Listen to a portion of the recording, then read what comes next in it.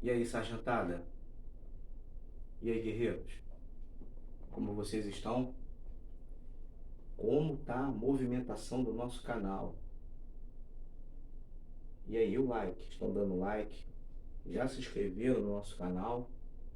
Então, hoje estamos na quinta aula de História do Brasil. Aula essa que serve para as escolas pré-militares, para os concursos pré-militares. Lembramos que temos aí a ESA, a PEMERGE, SPECEX, Colégio Naval. E hoje vamos falar sobre a sociedade açucareira no Brasil colonial no século XVI. Temos aqui o nosso canal Professor Gilson Lopes, Sociedade Colonial Açucareira, História do Brasil. Lembrando que ainda estamos falando do século XVI.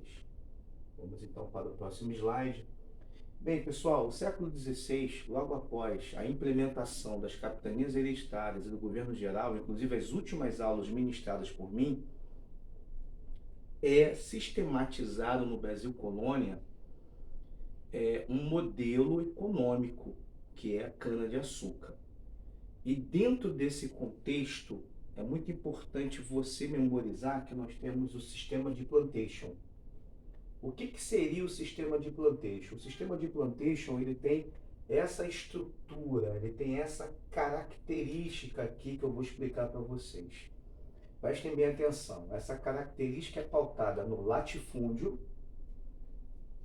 é pautada num sistema agroexportador, na monocultura e também no trabalho escravo. Ou seja, latifúndio, uma grande, extensa, vasta propriedade de terra, conforme nós vemos aqui no slide. Agroexportador. Verifique, eu coloquei aqui uma imagem, né? Simbolizando o pacto colonial. Então nós temos a colônia e nós temos aqui a metrópole. No caso do Brasil, o Brasil seria a colônia, a metrópole seria Portugal. Agroexportador. Então a colônia ela só pode comercializar com a metrópole. A colônia vai comercializar produtos primários com a metrópole e a metrópole irá comercializar produtos manufaturados para a colônia. Lembrando que, nesse contexto comercial, sempre quem irá se dar bem é a metrópole e a colônia, ela sempre será explorada, né? Sempre terá aí um grau de exploração pela metrópole. Monocultura, o que nós teremos aqui? Um produto básico, elementar, um produto que a coroa da metrópole irá determinar que seja cultivado nesses latifúndios dentro da colônia.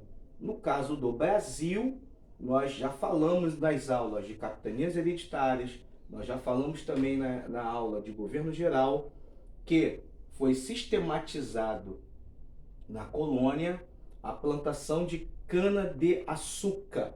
Tá bom, pessoal? Então, olha, monocultura. E por último, escravismo. Nas capitanias hereditárias nós tínhamos os escravos indígenas. No governo geral, nós vamos ter a vinda de africanos para o Brasil, para complementar essa mão de obra. Então, galera, a partir do governo geral, a partir de 1548, teremos, é claro, a continuidade da escravidão indígena, apesar de ter a oposição dos jesuítas, e somado aos negros da terra, que são os indígenas, teremos também os africanos. Então, voltando para cá, características do sistema de plantation: latifúndio, sistema agroexportador, um sistema econômico pautado na monocultura e a mão de obra escrava. Vamos então para o próximo slide. Aqui nós temos um contexto do engenho. O que seria o engenho? O engenho seria todo esse complexo, tá? Toda essa região que compunha esse denominador aqui conhecido como engenho. Aí nós temos aqui a casa grande, né? A casa aonde o senhor irá morar junto com a sua família. Aí nós temos a capela, muito importante você ressaltar que somos católicos, né? O nosso país ainda traz raízes católicas consigo, então no período colonial o catolicismo é muito forte a sua marca, a sua presença. Aí nós temos a senzala, né, região local onde ficam os escravos, e a partir daqui, a partir do número 4 em diante, nós temos os locais aonde é processado o açúcar, onde é trabalhado, desculpa, o açúcar não, a cana, né? A cana de açúcar, para ali se fazer os derivados, os produtos necessários que vinham da cana. Então nós temos aqui a moenda, a casa das caldeiras, o cozimento do caldo, casa de pulgar. Você verificando a numeração, você vai encontrar aqui a nomenclatura de cada nome desse complexo aqui que é conhecido como engenho. Então, resumindo, o que seria um engenho? Todo esse complexo, toda essa região que vai ser presente no Brasil colônia do século XVI. Bem, a sociedade colonial, né, ela tem, conforme eu disse no slide anterior, dois tipos de escravidão.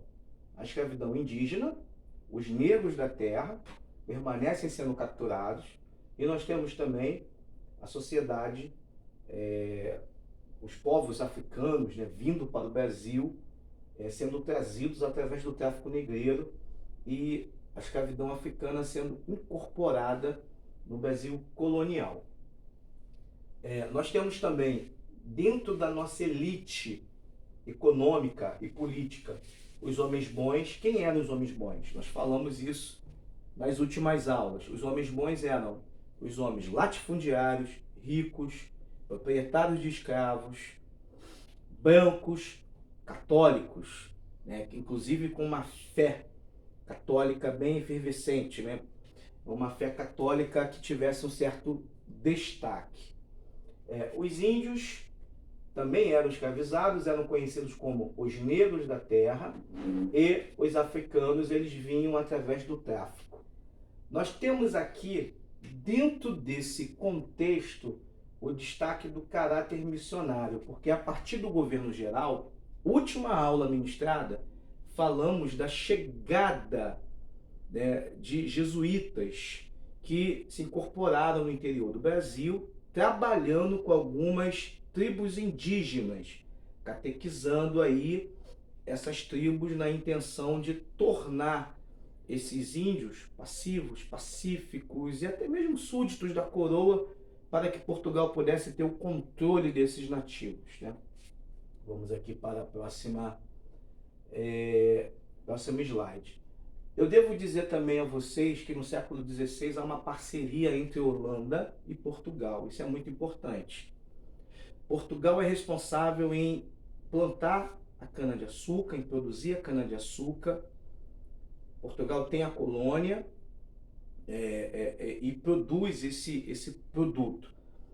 A Holanda, ela vai simplesmente pegar essa cana-de-açúcar, vai transformar essa cana em açúcar refinado, ou seja, irá produzir o refino e também irá comercializar esse açúcar no continente europeu. Então nós temos uma parceria, uma aliança.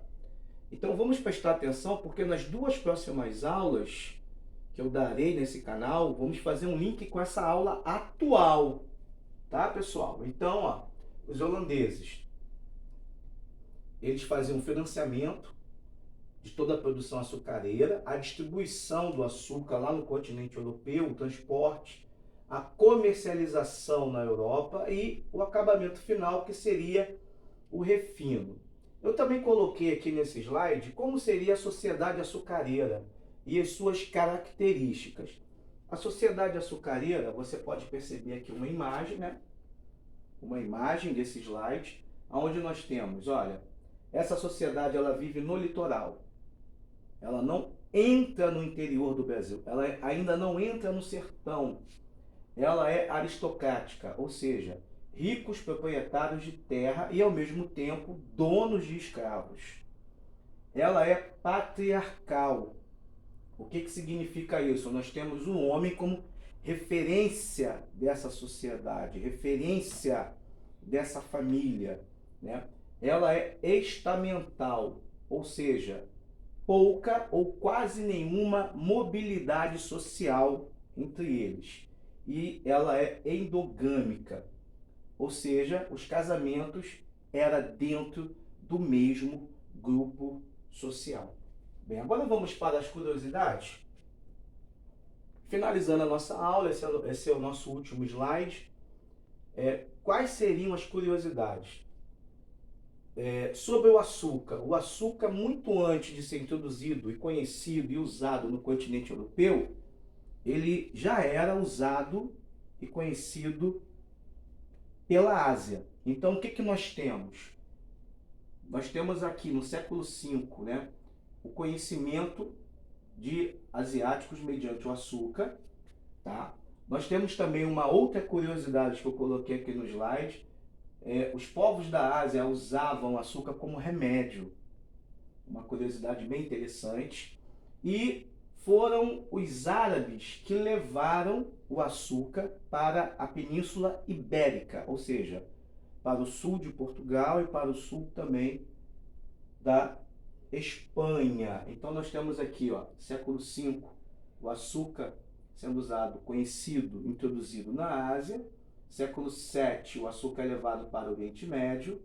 Século X, continente europeu. E a partir do século XV, o açúcar chega até o continente americano. Sargentada, guerreiros, estamos terminando mais uma aula. Daqui a pouco irei postar a aula 6, aula que fala sobre a União Ibérica. Um abraço para vocês. Conto com seu like, conto com a sua inscrição e, se Deus quiser, iremos quebrar essa banca desse concurso aí. Um forte abraço.